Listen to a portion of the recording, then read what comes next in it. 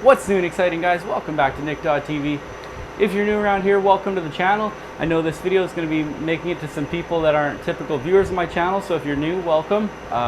This video isn't typical of the regular videos on my channel, but I do run a web hosting and web services company, so it was inevitable that someday I would be making a server video. Today I'm going to be giving you an overview of the Quanta or QCT QuantaPlex T41S-2U rack mount server.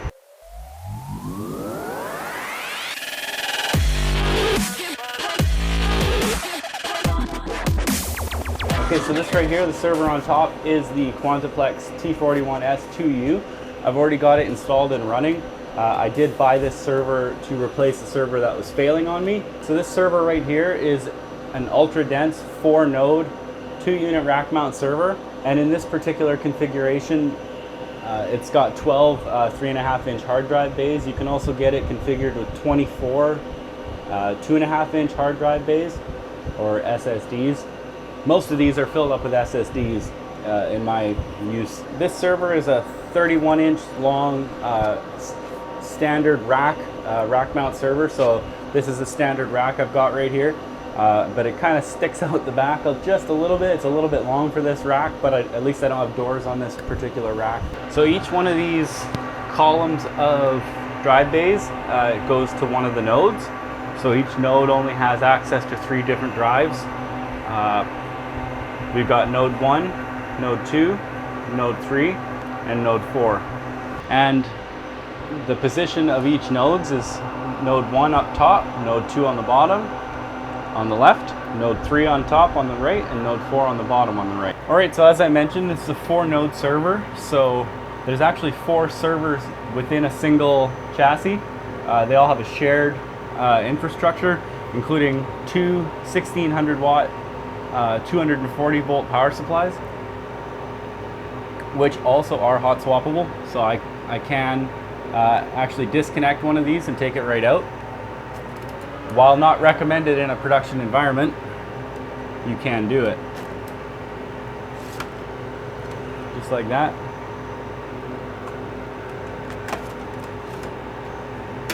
So I'll just pull one of these nodes out just to give you a look at what the nodes look like.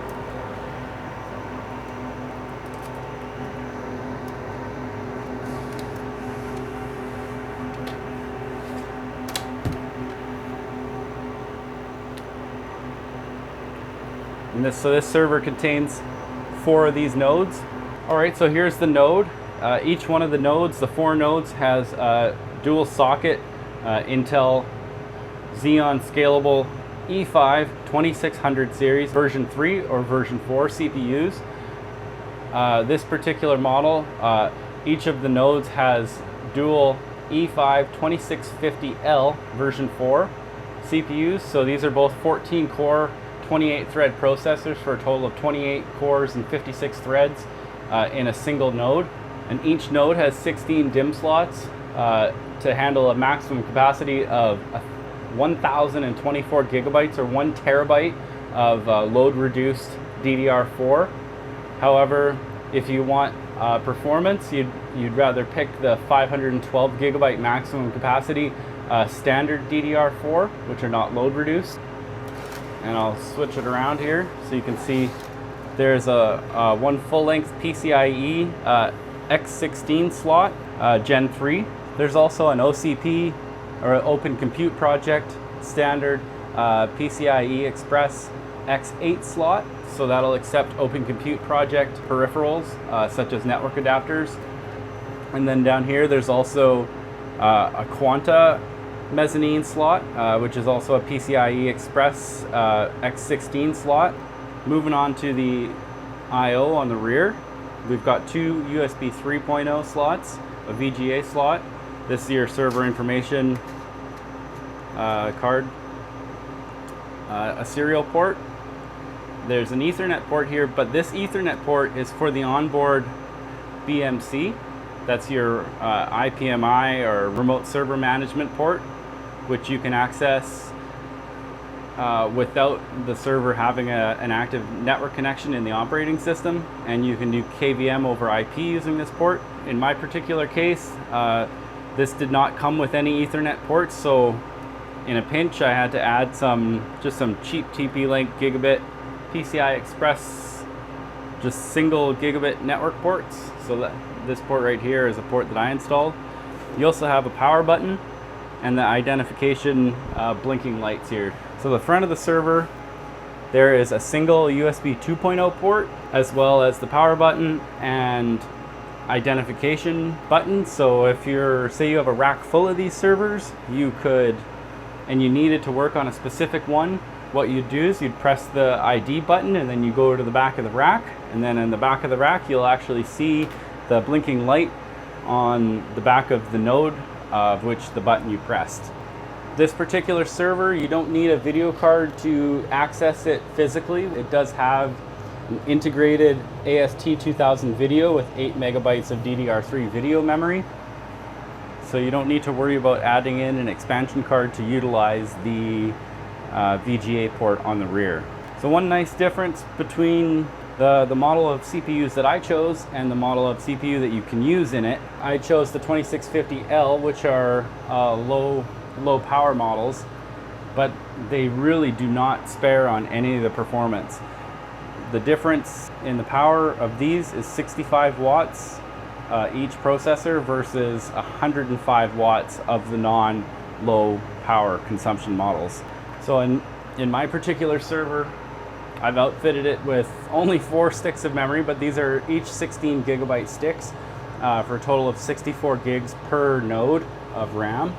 DDR4 PC133P memory. So as with every other part of this server, how it is hot swap.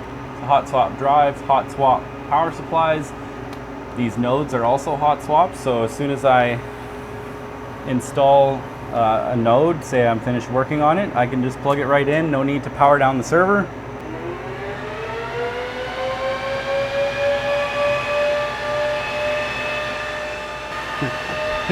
It is normal for the server to have the fans ramp up when you insert a new node. Sorry, it's really loud. I'll get out of here. So now that the server's quieted down again, I just wanted to point out that the fans on this server are also hot swappable. So you just flip up this little door here. This is the only part of the server, this is the only lid on this server, is to access the hot swap fans. They are dual rotor fans.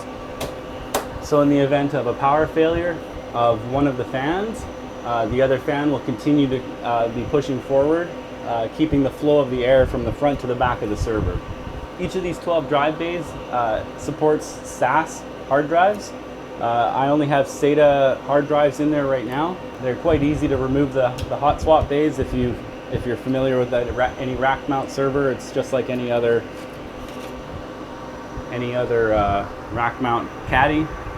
I happen to have these 3.5 inch to 2.5 inch adapters, since most of the drives in this server are in fact SSDs. So as I mentioned, each one of those nodes has 64 gigs of RAM, 14 core, dual 14 core processors. So this system has a total of 256 gigs of memory, DDR4 memory, 114 processing cores and 228 processing threads, enabling me to consolidate 4 of my physical servers into one. This server is great for me and for any other web hosting type of environment or hosting provider to enable maximum density for lowest dollar cost on server power consumption, space.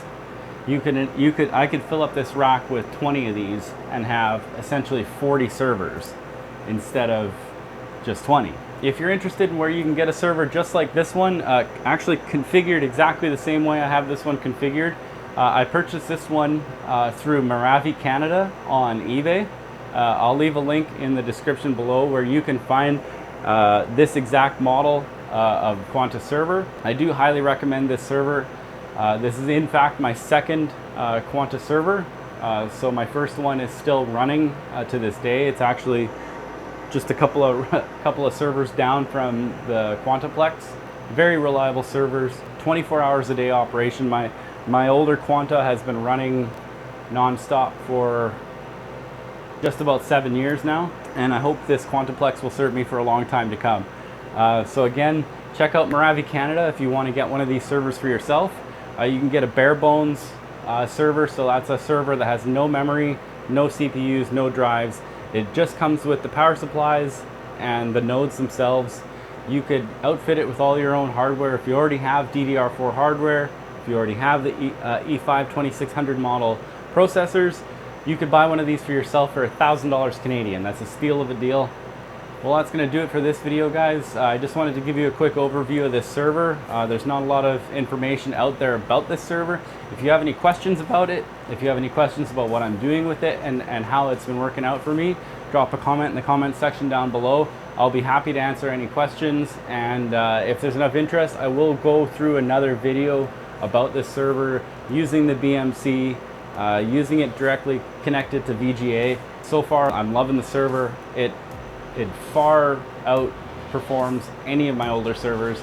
It's my first one on the E5 platform, my first one with DDR4 memory. It's just awesome all around. All right, if you guys liked the video, smash that like button. If you didn't, well, you know what to do.